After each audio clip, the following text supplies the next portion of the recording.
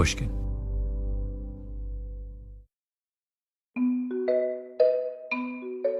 Hello, Revisionist History listeners. Malcolm here. Today we have a special guest in the house, Rachel Botsman. Rachel is a lecturer at Oxford University and a world-renowned expert on the topic of trust. And importantly, not most importantly, but importantly, she's the author of a new Pushkin audiobook, How to Trust and Be Trusted. After more than 15 years teaching trust to CEOs, entrepreneurs, world leaders, and all kinds of students, she's now sharing these powerful lessons with you in her new audiobook. You're going to get a chance to hear one of her lessons from that audiobook in just a moment. But first, I want to speak with the woman herself. Rachel Botsman, welcome to Revisionist History. Tell me a little bit about your interest in trust. How did you come to this subject? It's a funny subject to study because it's really intangible, trust. But it came from a fascination in human connection. So I've always been interested in why we're attracted to some people and we repel from others. I've always been interested in what holds groups and teams and society together. And the force, the social glue, is trust. And what I realized is that in the field of trust, you sort of have people who study like cells and negotiation. So essentially, how do you manipulate trust to get something from someone? Or you have the other end, which is like the Esther Perel end, which is like the therapist. Let's repair trust when it breaks down. And there wasn't a lot in between, which I found fascinating. Yeah. And you were drawn to this because, is this something we do naturally and well, or something that we're bad at? It's a good question. Most of us trust naturally. It's a very intuitive thing. Most of us do it badly because we rely on intuition and not information. And especially in high stakes situations or high risk situations, we're not really taught how to trust well, how to give our trust to the right people and products and information, which is a big one. And everything about our society and technology now is speeding up those decisions. So our trust making is getting worse, not better.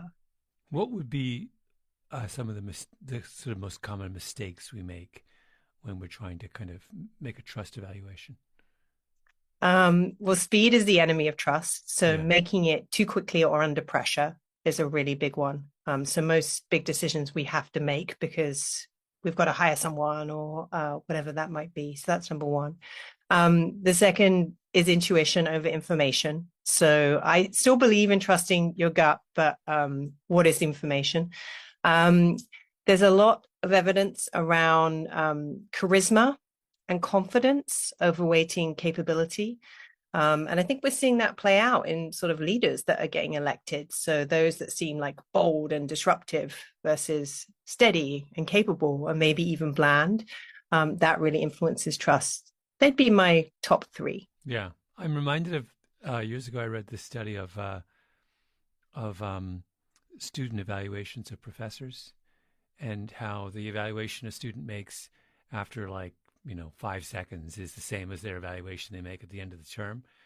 And they're clearly not making a reasoned decision about whether they, whether this teacher is good or whether they should trust this information, or they never get beyond the initial question of, do I like this person? The snap judgment. Yeah, the snap judgment. They never transcend the snap judgment. And sometimes it's not even does this person feel familiar? They can't even get beyond that. And it's the person that feels strange or unfamiliar that sometimes we just can't or choose not to trust. And that's a real problem. Yeah. You spend a lot of time on the question of transparency. Can you talk a little bit about what do we gain from adding transparency into these? And what do you mean by transparency in this context? Or what do we lose as well? What do we lose? Yes. I think it's one of the biggest myths around trust that needs blowing up. So, transparency, I always think of disclosing information, right? So disclosing lots of information so you understand why something is happening, or good transparency is understanding the context behind a decision. So why did you choose to do that thing? But transparency in practice can feel like surveillance. So if you think about transparency, you're trying to get visibility into something. You're trying to understand where someone is by tracking them maybe on their phones. You're trying to understand what they're up to and what they're doing. And that is the very opposite of trust. So the way I define trust is a confident relationship with the unknown. Mm. So if you think, Malcolm, of people in your life, your professional or your personal life that you deeply trust, you don't need to know where they are. You don't need to know what they're up to. It's that visibility is a form of control. And that control can be a sign of lack of trust. So I think I'm not saying transparency is completely a bad thing, but this idea that you fix trust issues, systemic trust issues in an organization, even in a relationship, by making things transparent, it has a backfire effect where it might work initially because you think, oh, that person's being more open, or I have more visibility into that situation and therefore more control. But over time, it actually leads to less trust. Mm-hmm. But does that, when you said earlier that one of the things we need to do is to not make decisions quickly and gather more information, what's the difference between gathering more information and transparency? It's a great question. So it sounds like semantics, but there's a difference between openness and transparency. So if I came to you and said, I'd really love to know why you chose to put me on your podcast, Malcolm. Mm-hmm. And you said, sure, I'll share that information. That's being open.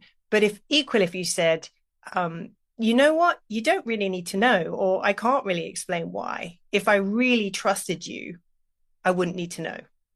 Oh, I see. Yeah. Do you see what I mean? So the problem is with transparency is when leaders promise it, and then an employee goes to them and says, well, I really want to understand what that person's being paid, or how the bonus structure works, or why you've changed the pricing mechanism, or whatever it may be. And then the leader goes, I can't tell you that. Well, you promised to be transparent. Yeah. So there's this difference between like being open and being visible and promising for transparency. Yeah. If you just put this in the context of leaders who are managers trying to create high trust teams, what advice do you give people who are trying to do that?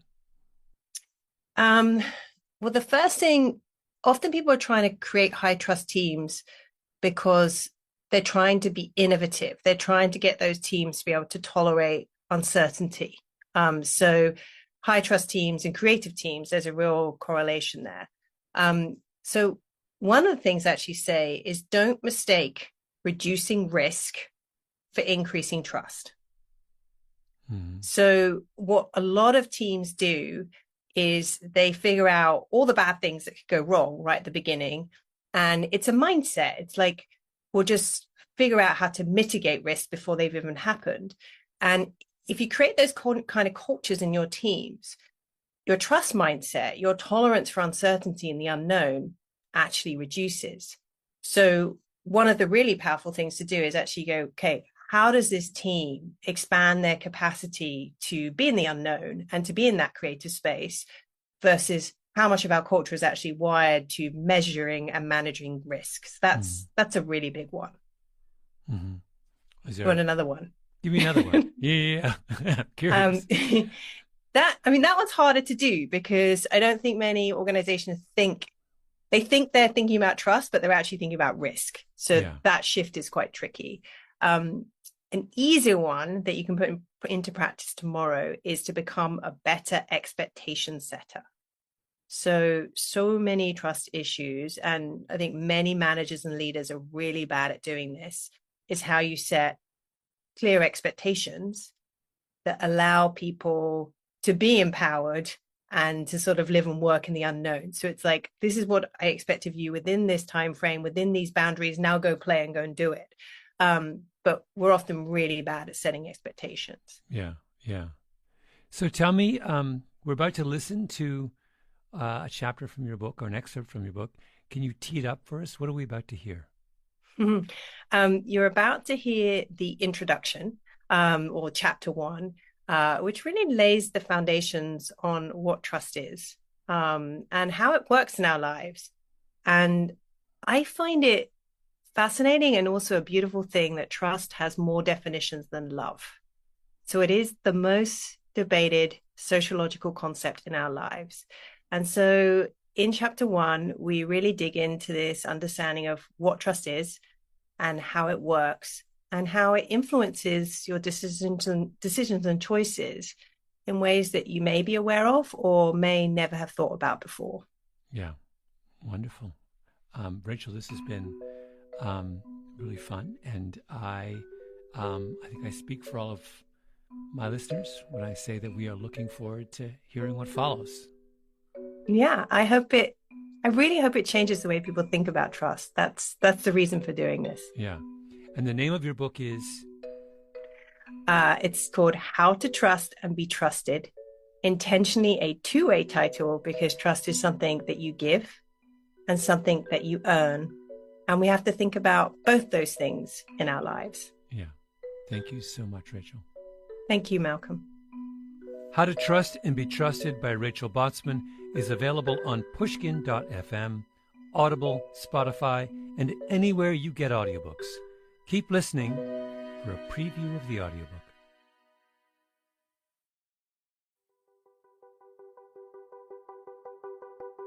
Chapter 1: How to Give Your Trust to the Right People. Have you ever trusted the wrong person?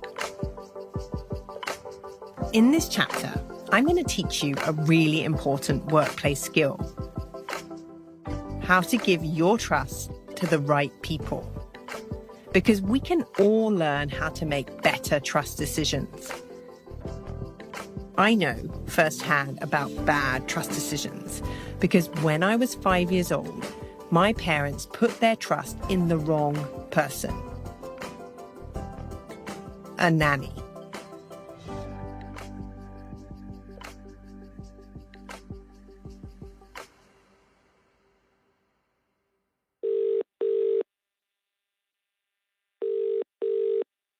Hello? Dad? Hi, Rach, just a sec. I called my dad to ask him more about it. So, I'm calling about the nanny. Mm-hmm. You know which nanny? I think I know which nanny. A nanny I'll call Doris. It's hard to ever forget Doris. What was your first impression of her? What do you remember when she came into the house? She was very unimpressive, which is quite a good feature in an au pair. Unimpressive? What do you mean by that? Well, she was a bland person. It was just inconceivable that somebody like that could do those sorts of things. Oh yes, bland old Doris got up to all sorts of things.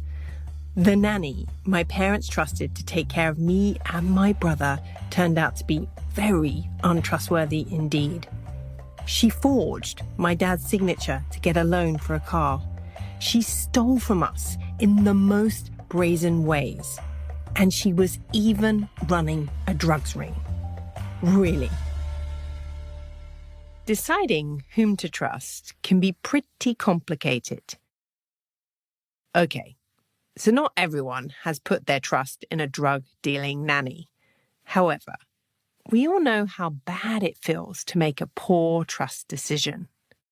But I want you to be able to make good trust decisions because being able to trust people is a positive thing and it will make you better at your job.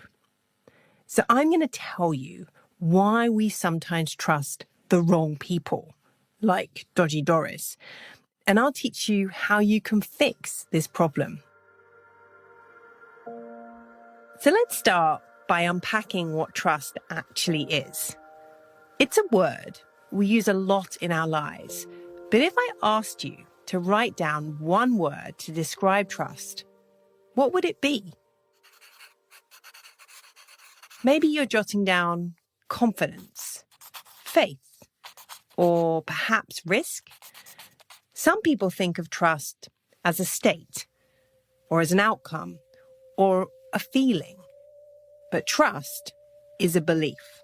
It's your belief about how someone will behave or how something will turn out.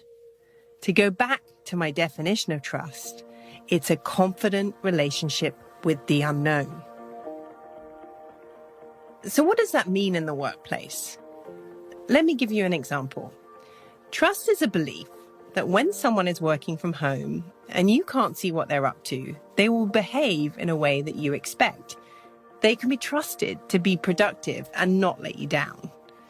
If you need to know exactly what someone is doing and are constantly checking in and monitoring them and asking them for updates, that's not trust. It's control. Once you see trust as your belief lens, it can have a profound impact on the way you make decisions and how you behave at work. Trusting another person is complicated. There's a whole host of factors that determine when and how trust forms. For instance, how long you've known them, what is the thing you're trusting them with or for, and how bad would it really be if they let you down? Stanford Business School professor Roderick Kramer found that 8 out of 10 executives report being burned at least once because they trusted the wrong person at some point in their career. People tend to make poor trust decisions because they don't understand how trust dynamics really work. So let me give you a simple framework to help visualize how trust happens between two people.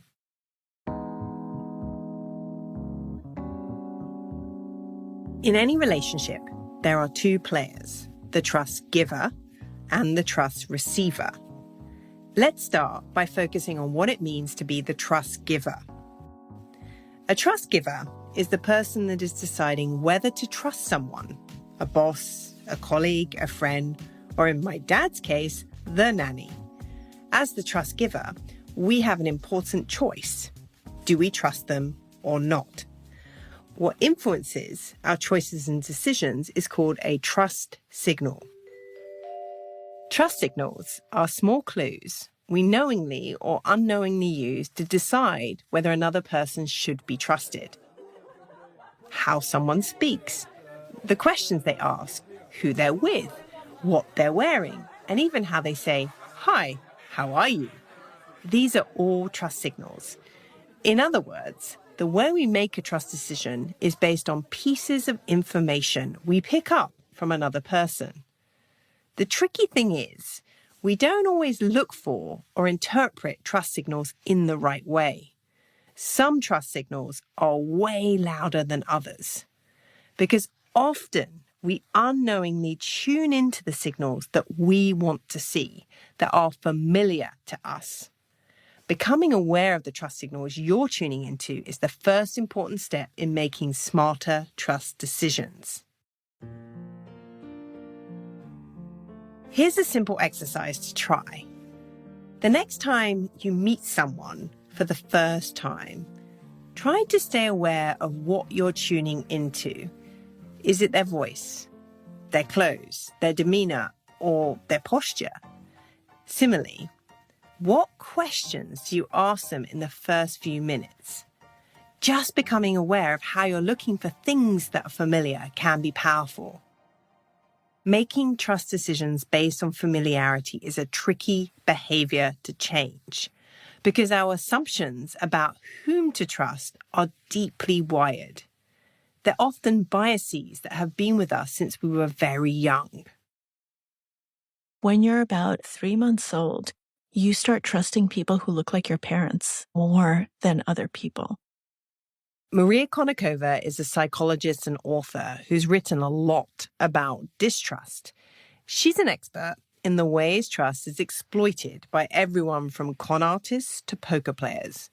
And she happens to be a champion poker player herself. We trust people who seem like us, who look like us, who sound like us much more than we do people who don't. That's something that con artists, by the way, manipulate all the time as well. Oh, you're from New York, I'm from New York, and they might not have ever been to New York, but they try to get those little superficial similarities so that we have a basis for trust. There's a fascinating study on the link between trust and familiarity. The study, done by a professor named Lisa D. Bryan from the University of Glasgow, showed how facial resemblance enhances trust. Participants in an experiment were shown faces of strangers to be potential playing partners for a game. When the face of the stranger was similar to the face of the participant, they were more likely to trust the unknown person. Take a moment to think about that. Have you ever trusted someone just because they felt familiar? Maybe they went to the same school as you, like the same sports team, or maybe, as in the study, they even looked a bit like you. Familiar trust signals are often the loudest because of what's known as confirmation and desirability bias. We use them to confirm our own ideas about how someone or something should be, or how we want them to be. That's what happened with my parents and Doris the nanny. She showed up wearing a navy-coloured uniform, complete with a bonnet hat. She had a mop of curly hair and large steel-rimmed glasses. She even played the tambourine. I'm not joking. What a trustworthy person she must be. And even when some major red flags started popping up, my parents let the familiar trust signals override their better judgment. There was the time Doris wanted to get away for a weekend, so she said her Uncle Charlie had died and she needed to go to the funeral. My dad found out this wasn't true when he called Doris's mum to express his condolences, and Doris's mum said, "But Uncle Charlie is just fine. Doris must be confused." You can't be confused about whether Uncle Charlie is dead or not. He's either dead or he isn't.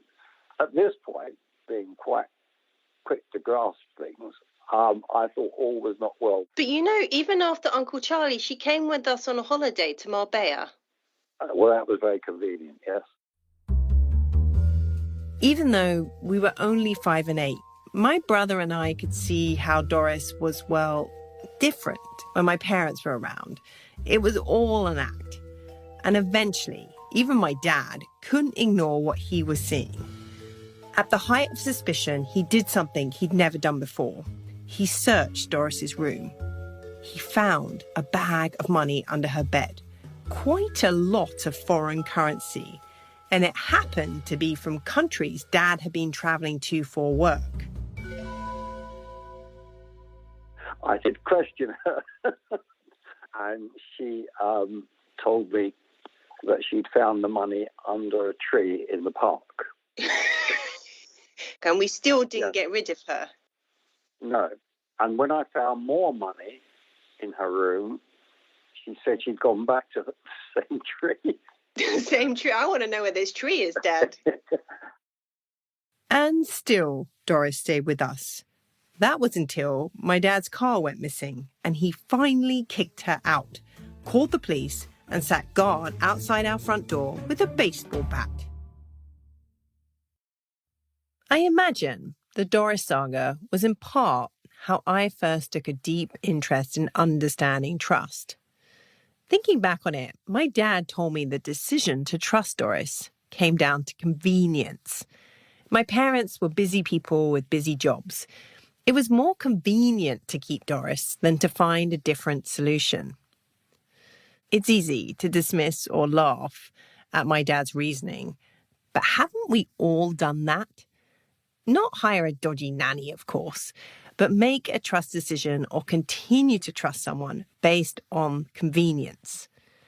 Like when you tell yourself, I know that company isn't entirely ethical. They don't treat their employees well, but their service, it makes my life a little easier. So I'll just carry on using them. Or perhaps you're under pressure to get something done, so you conveniently delegate a piece of work to a person when you know they shouldn't really be doing it. Convenience so often trumps trust. Understanding the power convenience has over trust has been one of the most important things I've learned about being a trust giver.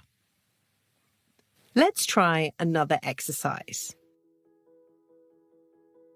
Think of the last time you made a poor or very bad trust decision at work. Did you blame it on the character of the other person? They turned out to be unreliable, incompetent, dishonest, or you fill in the blank. Someone's character plays a critical role, but what we often overlook is the importance of having the right information. As the social scientist Diego Gambetta puts it, trust has two enemies, not one: bad character and poor information. So, the next time you find yourself making an important trust decision, I'd recommend asking yourself these three questions. 1. What trust signals am I tuning into? 2. Am I trusting this person out of convenience? And 3, am I making this trust decision too quickly? Now, let's look at something else that influences what trust signals we pay attention to. Our gut. My dad's gut told him that a nanny who seemed bland was a safe one. His gut told him that blandness was a good trust signal. But our gut feeling, or intuition, is rarely the source of trustworthy decisions. For Maria Konnikova, the expert in distrust, there's a common saying about this that's a real pet peeve. Trusting your gut. I hate that phrase. And I think it's very misleading and very bad advice. Because here's what we know from psychology. Our quote-unquote gut has very strong reactions. And they're sometimes correct and sometimes wrong. And our ability to distinguish the two is at about 50-50. So chance.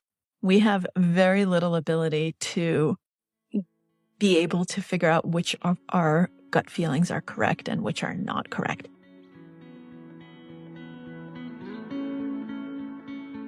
So let me share with you something from my research that has made me think differently about the role of gut feeling in giving trust. Gut feeling is not the decision maker, but a decision driver. So use your intuition, but challenge it with other information to make sure it's accurate. Here's how this might come up in your job. When you're thinking about how to have a difficult conversation with a colleague, or when you're taking a brief from a potential client and you're not entirely sure what they do. And of course, when you're hiring someone new, don't let your gut make the trust decision.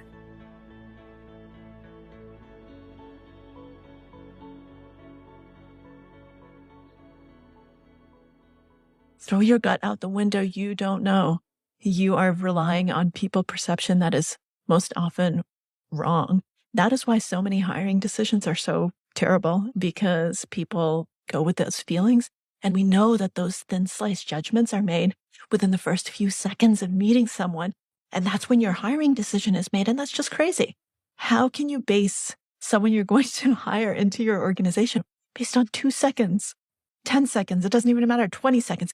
Anything that has seconds after it should not be a basis for such an enormous decision. Instead of making important trust decisions in seconds, Maria recommends going by the old mantra that former President Ronald Reagan was so fond of. Trust, but verify. Our default has to be trust, right? Initially, you have to believe the things you hear, believe the people you meet. You're not going to be able to go through life if every single moment you're doubting everything, and it's completely impractical. However, you have to have that second verification stage. Verify everything that's important, and verify even when you don't really want to. Nobel laureate Daniel Kahneman's definition of a gut feeling is spot on. He says a gut feeling is thinking that you know without knowing why you do. Even though I've studied the ins and outs of trust for over a decade, I have still gone with my gut countless times. Sometimes things have gone right, and other times things have gone horribly wrong. So let me share with you a useful tool that will help you better read trust signals. It's called a trust pause. A trust pause is a healthy hesitation where we question if a person, a product, or a piece of information is worthy of our trust. If you find yourself wanting to make a trust decision quickly from your gut, take a trust pause and ask yourself the following questions. Where is this confidence coming from? Am I seeing or hearing something I want or need to believe to be true? Is it because this person feels familiar or similar to me? And a really important question: what information do I still need to make a reliable decision? When you put these questions into practice, they will intentionally slow you down. Now, I know that in a world that's so driven by efficiency, this might sound counterintuitive, but speed can be the enemy of trust. I'm not suggesting you overthink every single trust decision. I mean, you'd never leave the house. But if it's something important, take a trust pause. For example, if you have some sensitive or confidential information to share with your boss, take a trust pause before speaking to them. If you're going for a new role in an organization, take a trust pause to speak to someone in a similar position. If you're starting an important contract with a new supplier, take a trust pause to speak to some other customers. Are you sure?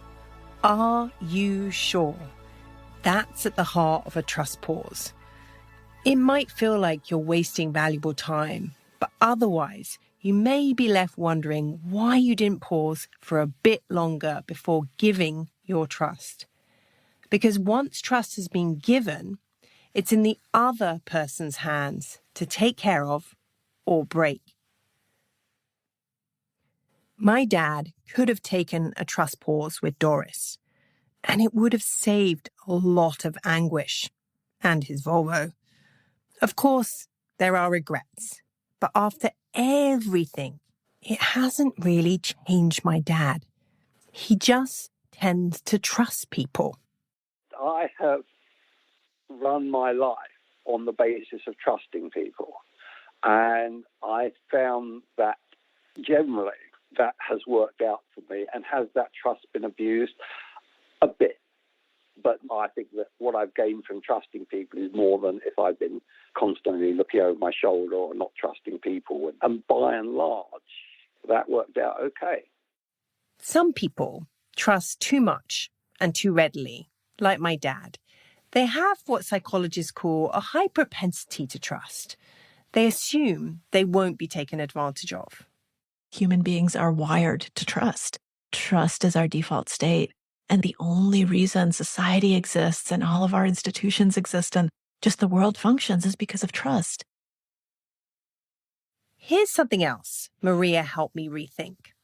The existence of con artists like Doris actually says something very good about humanity. That may sound strange, but the only reason they succeed is because as people, for the most part, we are trusting. As the late master magician Ricky Jay once said, you wouldn't want to live in a world where you couldn't be conned, because it would mean you're living in a world where you never trusted anyone or anything. And that, to me, just gets at the heart of it. You know, the fact that I can get conned is the flip side of the fact that I believe in things, I believe in people, and that's beautiful. There's no one-size-fits-all approach to trust giving. Ultimately, trust is a choice. It's yours to give or not. So let's just recap the 4 main ideas about giving trust that you can now put into practice. 1. Be aware of the trust signals you're tuning into by remembering that we tend to trust what's familiar. 2. Recognize when you're allowing convenience to trump trust. 3. Reframe your gut feeling as a decision driver, not the decision maker. And finally, 4. Speed can be the enemy of trust. So take a trust pause to get the right information. I'm going to leave you with a question to think about as we head into chapter 2. How do you get someone else to trust you?